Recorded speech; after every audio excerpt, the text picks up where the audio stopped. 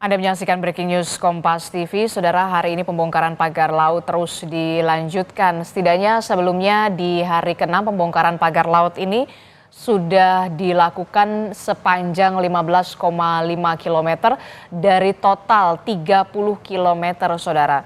Dan untuk lebih lengkapnya kita akan membahasnya bersama dengan Sekjen Koalisi untuk Keadilan Perikanan atau KIARA. Sudah ada Mbak Susan Herawati bergabung bersama kami melalui sambungan daring. Selamat pagi, Assalamualaikum. Mbak Susan, melanjutkan perbincangan kami tadi. Mbak Susan. Ya, siap Kak. Waalaikumsalam.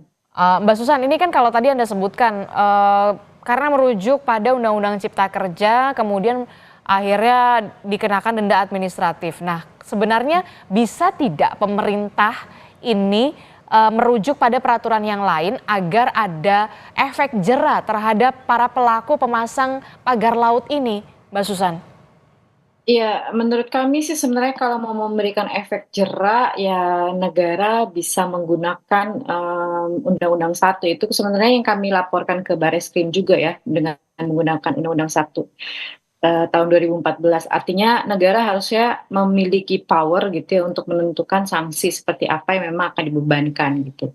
Dalam pada itu sih sebenarnya, ya memastikan perusahaan-perusahaan yang melakukan pengerusakan ini benar-benar dihentikan gitu, izinnya, artinya tidak lagi bisa beroperasi. Jadi jangan lagi ada alasan untuk kemudian membuat anak perusahaan dan yang lain gitu kan. Yang paling, menarik kami temukan misalkan ya satu perusahaan ini memang dicabut izinnya ya, kemudian ya diberikan denda, tapi tetap tuh aktivitasnya tetap, berjalan gitu ya, tetap melakukan, upaya-upaya pengerusakan dan sekali lagi ya karena dianggap ya sudah membayar denda, ya sudah tidak apa-apa gitu. Ini kemudian bahaya sekali kalau kalau ke depan negara ini masih seperti ini. Artinya negara pasti punya pilihan untuk menentukan gitu ya, alat atau perangkat hukum mana yang mau digunakan sebenarnya dan bagaimana mereka bersikap, di mata korporasi sih itu yang penting Kak Adis. Oke. Kalau tadi Anda mengatakan, denda administratif begitu ya karena merujuk pada Undang-Undang Cipta Kerja, padahal juga bisa, merujuk pada aturan yang tadi Anda sebutkan ya, Undang-Undang Nomor 1 ya kalau tidak salah ya, Mbak Kiara, Mbak Susan. Nah, yang menjadi pertanyaan saya selanjutnya begini, Anda sudah melaporkan, pihak Kiara sudah melaporkan ke Barreskrim Mabes Polri begitu ya. Sampai saat ini sudah ada, tindak lanjutnya dari Barreskrim Mabes Polri? Ya, pelaporan ini sebenarnya bukan hanya Kiara, jadi ada 9 lembaga di antaranya adalah Kiara, Oke, jadi tidak ada hanya Kiara ya? kawan-kawan dari ya, ini lintas organisasi termasuk misalkan LBH Jakarta, ada Walhi juga gitu, ini banyak orang sebenarnya, tapi memang sayangnya sampai hari ini belum ada respon sama sekali, Mmm, gitu. Ya oke. kami masih berbaik sangka mungkin, setelah ini mereka akan menghubungi kami gitu ya, diresponlah minimal. Terakhir, singkat saja, Mbak Susan, eee, sebelumnya kan DPR sempat mengatakan ini kita berikan waktu dulu 20 hari begitu ya maksimal. Kalau memang sampai lebih dari 20 hari tidak ada solusi yang benar-benar signifikan, barulah kemudian DPR akan membuat panja atau membentuk panja. Nah, kalau Anda melihat ini apakah lebih baik DPR membuat panja atau kemudian ya sudah terima saja denda administratif saja?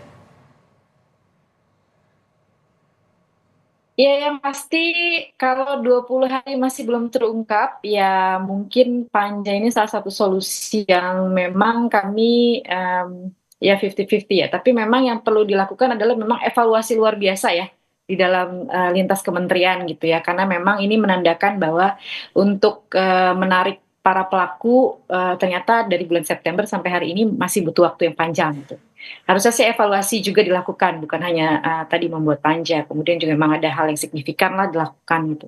Karena ini berlarut-larut gitu, sedangkan orang sudah 15 kilo ini membongkar, tapi kita nggak tahu siapa pelakunya gitu. Mhm mhm, ah. Dan, Kiara dan beserta dengan Walhi dan juga sejumlah lembaga lainnya mendorong pemerintah ya untuk bisa kemudian, secara tegas mengumumkan kepada publik, siapa pelaku sebenarnya, dari hasil pengusutan ini ya, Mbak Susan?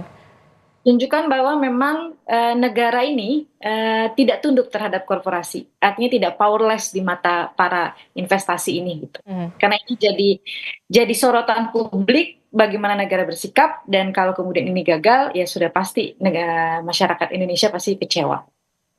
Oke, baik, terima kasih informasinya Susan Herawati dari Kiara. Kami akan bergeser kepada jurnalis Kompas TV. Inilah visual di mana di dalam kapal Pol Airut, jurnalis Kompas TV Renata Panggalo dan juga juru kamera ada Julian Fernando yang sampai saat ini dalam perjalanan menuju desa atau wilayah Tanjung Pasir di Kabupaten Tangerang. Tapi kami akan coba bergeser ke jurnalis Kompas TV Malaika Kridaman dan juga juru kamera ada Yohan Bagja di sana di Tanjung Pasir, Kabupaten Tangerang. Selamat pagi, Malaika. Malaika, ini kan kalau kita lihat ya di sana cuaca cukup mendung begitu ya. Apakah bisa memenuhi target hari ini 5 km untuk pembongkaran laut? Atau ketika hujan turun harus dihentikan sementara? Skemanya nanti akan seperti apa, Malaika? Ya, memang saat ini kondisi dari laut sendiri ini memang cukup pasang, Adisi dan juga saudara. Sedang diperlihatkan oleh juru kamera Kompas TV Yohan Bagja. Untuk ombaknya juga cukup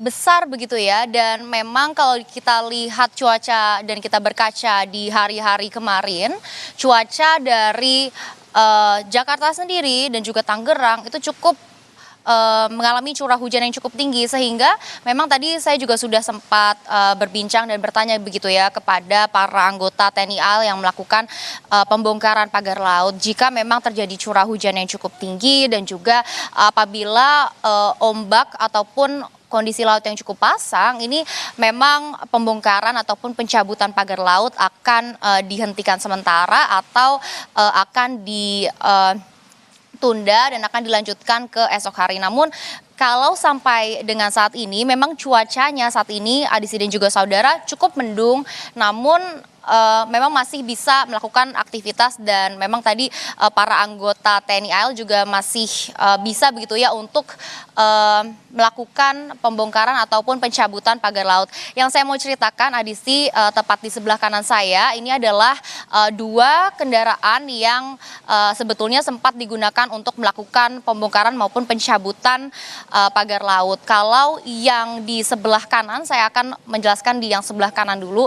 Ini adalah LVT Adisti dan juga saudara, digunakan untuk menarik begitu ya, menarik atau melakukan pembongkaran dan pencabutan pagar laut. Memang kalau ini dinaiki oleh anggota TNI AL, ini bisa menampung sekitar 10 sampai 20 orang. Memang cukup besar, namun LVT sendiri ini hanya digunakan sekitar 2 kali selama sekitar 7 hari melakukan pembongkaran atau pencabutan pagar laut, karena memang bisa Anda lihat Adisi dan juga saudara, kendaraan ini cukup tinggi sehingga sangat sulit untuk melakukan pembongkaran atau menjangkau pagar laut. Adisti.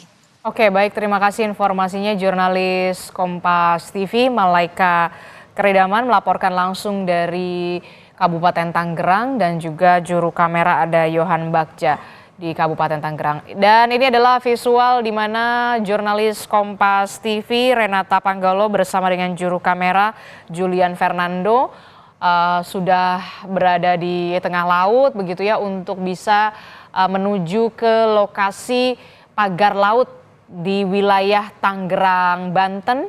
Setidaknya diperlukan waktu 1 jam dari Pluit menuju ke Tanjung Pasir di wilayah Kabupaten Tangerang untuk dilanjutkan pembongkaran pagar laut di hari ini, saudara.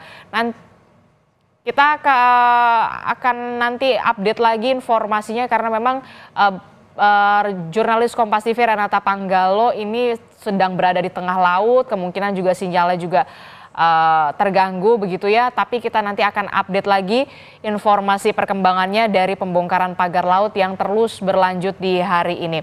Demikian breaking news Kompas TV, terima kasih sudah menyaksikan. Saya Adisi Larasati, sampai jumpa.